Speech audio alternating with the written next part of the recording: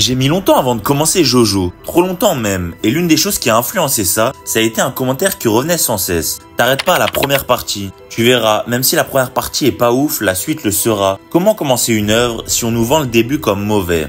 Un jour, malgré les critiques, j'ai décidé de lancer pour regarder cette partie rapidement et ensuite pouvoir passer aux prochaines et commencer réellement Jojo. Mais quelle ne fut pas ma surprise quand je suis tombé sur un banger. Si on la compare aux autres parties, elle est certes différente dans le style du récit. Mais une mauvaise partie, réellement, c'est absolument pas le cas. J'ai kiffé la première partie de Jojo et j'ai l'impression que les fans lui rendent pas assez de crédit. Pourquoi les gens critiquent la première partie de Jojo et est-ce justifié? Analysons ensemble cette partie, ses qualités ainsi que ses défauts. En d'autres termes, bienvenue dans cette nouvelle vidéo. La première partie de Jojo est-elle injustement critiquée? La première partie de Jojo est une partie d'introduction. Elle introduit donc par définition l'univers, les personnages, en gros, elle pose le thème. Si on la compare aux autres parties, elle peut sembler un peu vide, manquer de propos et de rythme, mais si on la prend séparément, que vaut-elle? C'est selon moi une super partie. On repart dans la quête initiatique de base sans s'éparpiller dans plein de choses et de quêtes externes. On va directement du point A au point B. J'arrive à comprendre que cela puisse pas plaire car avec les œuvres de nos jours, on est habitué à avoir plein de personnages et de quêtes externes qui se déroulent en même temps et cela dans les parties suivantes de Jojo, ça va se retrouver. Là où dans la première partie, il est quasiment uniquement question de Jojo et Joe, directement à partir de la deuxième, on a de nombreux personnages secondaires avec de réels objectifs et leurs propres quêtes et idées, ce qui ouvre complètement l'univers. Mais pour parler plus en profondeur dans la partie, je trouve qu'elle est super complète et intéressante. Déjà pour commencer, on a de super moments. La relation entre Joe et Jojo est super intéressante. Joe incarne le mal absolu et tout en restant dans son objectif, il prend du galon en tant qu'antagoniste. Il évolue, il devient plus malin, il réfléchit aux conséquences et devient donc beaucoup plus intéressant et dangereux. De base, il est juste méchant et pense pas forcément aux conséquences, mais au fur et à mesure, il va apprendre à masquer son visage pour encore mieux arriver à ses fins. Joe sera l'antagoniste principal pendant énormément de temps. Ce sera entre guillemets le boss final. Malgré tout, la première partie par rapport aux autres développe de manière claire son personnage.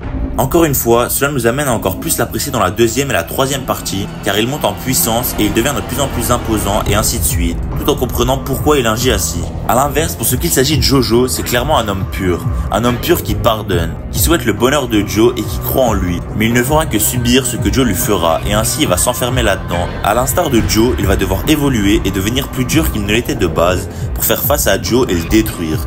Ils sont de base l'opposé l'un pour l'autre, mais ils vont également l'être dans leur évolution. Là où Joe va devoir jouer le rôle du gentil pour arriver à ses fins, Jojo va devoir jouer le rôle du méchant, ou du moins, c'est ce que son père perçoit pour arriver à ses fins. Son père a également joué un grand rôle en étant complètement omnibulé par Joe et sa fameuse dette qui n'était même pas réelle. Pour ce qui est de l'introduction de l'univers, c'est vraiment bien amené. La base des pouvoirs est posée sans complètement partir trop loin ou devenir trop complexe trop rapidement. Le masque sera la base de tout et conférera des pouvoirs à Joe qui seront déterminants pour la suite du récit. Jojo devra s'adapter en conséquence et obtiendra l'onde. Comme précédemment pour les personnages, dès la deuxième partie, le pouvoir va évoluer et on aura le droit aux stands qui seront beaucoup plus intéressants.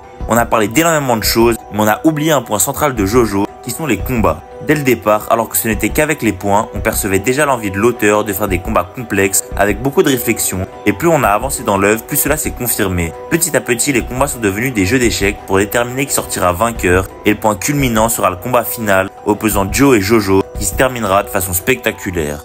Pour résumer, la première partie n'a absolument rien de mauvais. On a une histoire qui s'enchaîne super rapidement et de manière fluide. On ne s'ennuie jamais. Et selon moi, la seule chose qui fait que la première partie est critiquée, c'est à cause des parties d'après qui sont tellement grandioses et qui ouvrent un univers tellement énorme que cela nous donne l'impression que le récit de la première partie est vide. Mais c'est absolument pas le cas quand on remet dans le contexte, elle est parfaite. La première partie de Jojo, à l'instar des autres, c'est une masterclass. Un récit initiatique basique mais super bien écrit qui nous ouvre le monde magnifique qui est Jojo Bizarre Adventure.